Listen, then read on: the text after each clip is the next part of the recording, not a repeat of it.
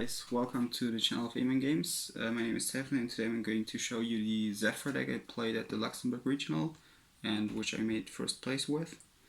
So it's a deck that consists of Zefra, God Dragons and Endymions, and yeah, I'm just going to show it to you. 3 Zefra, that's the best high scale in the game, and I think you have to play it in every Pendulum deck. Like even if you're not playing a full Zefra deck, you should play at least one Zefra with the field spell, Zefrani and stuff, just to get to that negate. Then I'm playing 3 copies of Servant. I think this is the best low scale in the game right now. And yeah, it adds so much to Pendulum decks because now you're able to access Jackal King without playing Master Cerberus, and you get to summon it before summoning Electromite, so you can negate any hand trap that would stop your Electromite play. And then I'm playing 2 copies of Darkworm, and this card is really good because it's a turbo card that enables Electromite, and it's also Dragon, which enables all your God Dragon combos. And that's the core of the deck. The rest of the deck is just like cards that support these 3 engines. So I'm playing 1 Gate 0 for Darkworm. That's the second best low scale in the deck, so if I don't have Servant, I want to have this one as my low scale. And yeah, just a 3+1 if you summon Darkworm, and why shouldn't you play it? Then to support Zefra, I'm playing 1 Zefra Wendy as a high scale, and to add back Zefrania, 1 Zefrania, which is like the best Zefra monster, main deck monster. This is your best scale, this is your best monster. You can just search and negate, and this is one of the best cards you could Pendulum summon because you can use it for link plays and get a negate. 1 Zefraxiton and 1 Zefraxi. So I think if you're playing Zefrath, like multiple copies of Zefrath in a Zefra deck, you have to play at least 3 high scales and 1 low scale. I used to play 4 high scales and 2 low scales because it was like a grind game and you had to use Zefrath for multiple turns. But right now with the God Dragon combo, when a combo resolves, you automatically win the game, and that's why I'm only playing 3 and 1. I'm playing this low scale over the other ones because this can always recycle itself, so even if you're not synchro summoning, you can use the effect and then it goes back under my deck, and I could use it as a low scale again next turn, so I have another target for Zefrath in my deck and I can always do this. Then to support the Servant, I'm playing 1 Mighty and 1 Jackal King. Jackal King is the primary target and Mighty is another high scale target for the search spell, and the scale effect really comes up in a lot of games. And then to support the God Dragon engine, I'm playing 1 Destrudo and 1 Ether. So yeah, you all know what Destrudo does, but Ether, when this card is summoned, I can banish a monster on the field. And this is really good because I summon it in my opponent's turn with the Heretic Link, and that makes the Heretic Link's 2 layers of disruption by bouncing one once and banishing another one.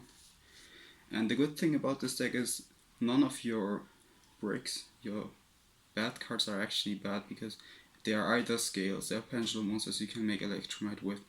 They have good effects even if you draw them, and with that you don't really play any bricks in your deck except this one and Driver. So yeah, continuing to support the God Dragons, mainly Darkworm and Destrudo, I'm playing 4 Foolish, very good, and 1 Ravine. Then I'm playing 3 Oracle to support the Zephyrs, and all the cards that make Servant so broken, and that's why I think Zefra is better than any other Pendulum deck. Because the other Pendulum decks, they struggle with getting spell cards, but this deck has so many 1 card, 3 counters. Like if you draw this with Servant, it's immediately 3 counters. Same for this, same for this, same for these, same for this. So if you draw any of these 9 cards together with your Servant, you're winning the game. Then yeah, 1 Zefra Divine Strike, because that's the only negate I want to search. I don't need another trap because if I already have this, I can just search anything else. It doesn't really matter, I still have the negate, and the game doesn't go beyond turn 1 because next turn I'm killing them with Broadsword Dragon. So yeah, and because this deck is so good going first, like at the regional I played this and made first place, I didn't lose a single game going first except against going second spiral deck who hand trapped me twice and then killed me with Tough Agent. But like all other games, I went first easy. Yeah, because this deck is so good going first, I'm playing some hand traps. I'm playing 3 Ash and 3 Gamma with Driver. That's a 42 card deck, and there was nothing I could add to make my deck better going first except more Pendulum cards. But you don't need them, the deck is consistent enough as it is, and I just went with these instead. The cards I could play instead of these are like Master Cerberus, Chronograph, and Curtain Raiser. All of them have some pros and cons. Overall, I think I would play Chronograph because it has the best interactions going second. But like the Mythical Beast Master Cerberus is really bad because you can't use it together with Servant. And if you open like Master Cerberus, Servant, and Foolish, it doesn't really combo. But this one is a lot better. Like Chronograph and Curtain Raiser are a lot better because you can use them as a high scale for this and get your counters. Curtain Raiser has the upside that you don't need to play a full engine, you can just play like 1 or 2 copies and it's just fine, but for Chronograph you need to play Time Gazer, which is another brick, and yeah.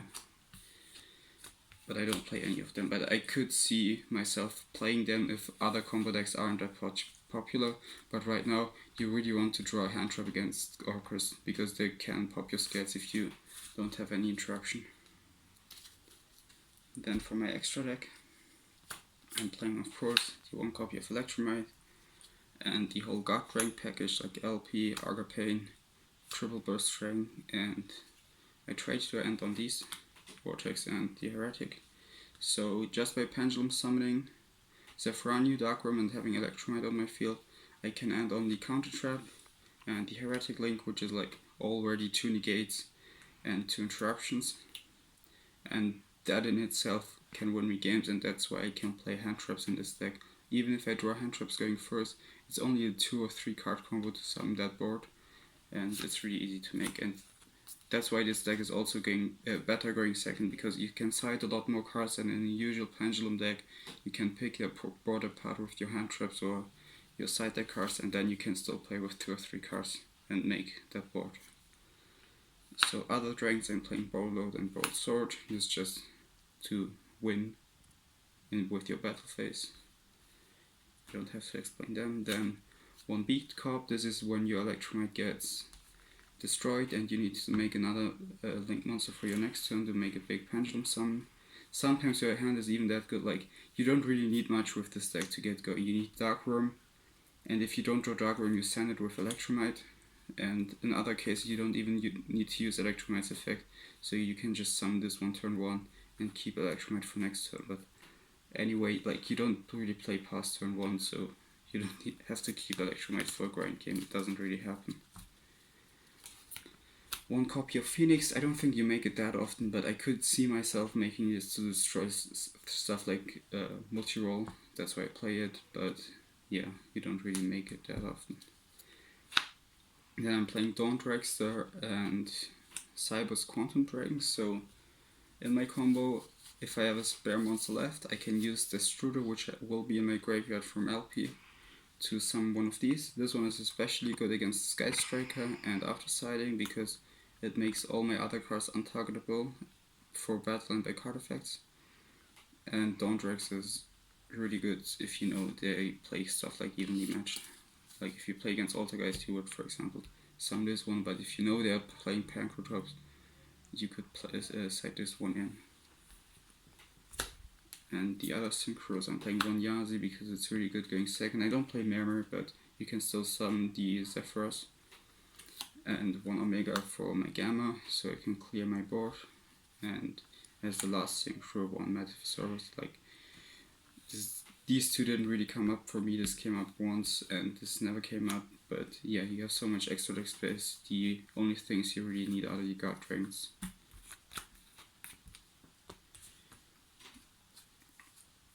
So in my side deck, played some Battle Removal, 3 Evenly Matched, and 3 Twin Twister. Also 1 Zephyr War. So Zephyr War is a searchable out to stuff like Mystic Mine and Skill Drain. That's why I wanted to play it, at least in my side deck. Juntress is self-explanatory, and the same for evenly matched. But evenly matched is even good against the monster-based strategies right now, so you could side evenly match against Orcust and Salamangreat and take out the negate. Like if you notice, like many Salamangreat players are going for Rage over Roar against Pendulum because they want to pop 2 scales, and evenly matches punishes them really hard for that. Same for Orcus, they don't go for the counter trap, they go for the field spell instead, and then evenly matches really punishes them for that play. I'm playing 2 lands here to stop Orcus and the Dangerous Thunder Drain deck, because those 2 decks are really hard to beat when they go off. Also 2 copies of Impermanence. These 2 can't be beaten by Neospace Connect, and that's why I think they're really good as hand traps. And the last card in my side deck was something for going first. I'm siding 3 copies of Called by the Grave. If I know I'm going first, I can side out stuff like the Ash Blossoms, for example, if I know they are not good in that matchup. If I don't need them for going first, then just seals the deal. If they have 1 hand trap, they need to have 2, and even if they have 2 hand traps, many times you can just beat that too. What I considered siding is like a Morphish Sloth, because it would be really good against Sphere Mode, but I couldn't get one in time. And this deck was like built the day before the regional. I wasn't even sure if I could get all the cards, but in the end I did, and that's why I should give thanks to the people I work with, and also big shoutouts to Endymion Games who support me with most of the cards, and yeah, for being the greatest team ever. Thank you guys for watching, and yeah, subscribe to the channel for more competitive Yu-Gi-Oh content.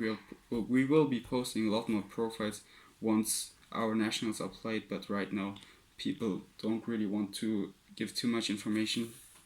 And yeah, that's it. Thank you all. See ya.